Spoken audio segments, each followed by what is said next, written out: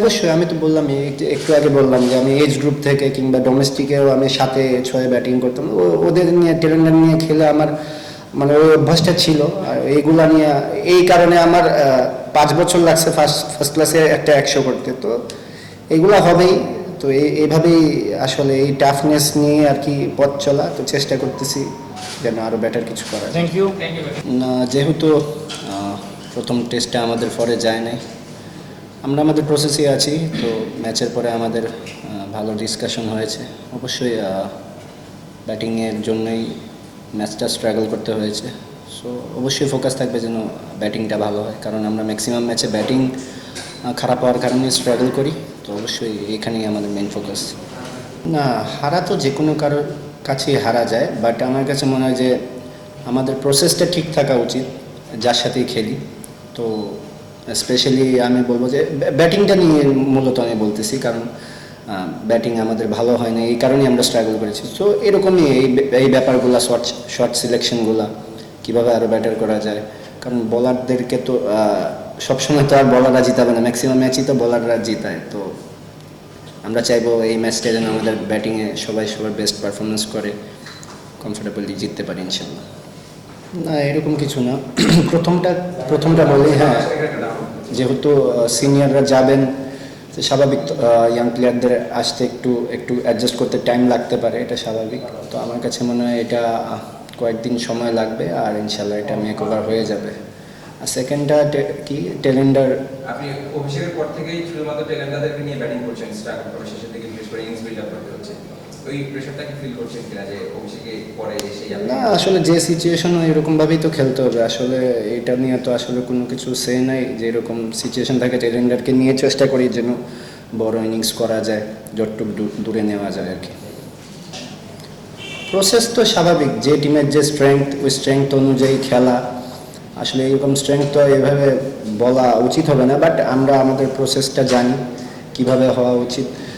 আসলে ভেঙে বললে মনে করেন যে প্রসেসটা হচ্ছে কার এগেনস্টে কীভাবে খেলা, এক একজন প্লেয়ারের এক একজনের স্টাইল অন্যরকম, খেলার বেসিক অন্যরকম, শর্ট সিলেকশন অন্যরকম, কেউ অ্যাটাক করে খেলে, কেউ একটু ডিফেন্সিভ খেলে। তো এইটাকে ওভারঅল প্রসেস বলে। ডাউন তো আমার এক ডাউন আগানো হয়েছে অলরেডি আসলে। তো সেই ক্ষেত্রে এগুলা নিয়ে আসলে এত চিন্তা করার কিছু নেই। যদি ব্যাটাররা বড় রান করে, সেই ক্ষেত্রে দেখবেন আমার সেকেন্ড নিউ বলের পরেও ব্যাটিংয়ে যাইতে হইতে পারে। সো কলাপস হয়েছে এই জন্যই হয়তো আগে ব্যাটিংয়ের সুযোগ হয়েছে, কিংবা টেলেন্ডারদের নিয়ে ফাইট করতে হয়েছে।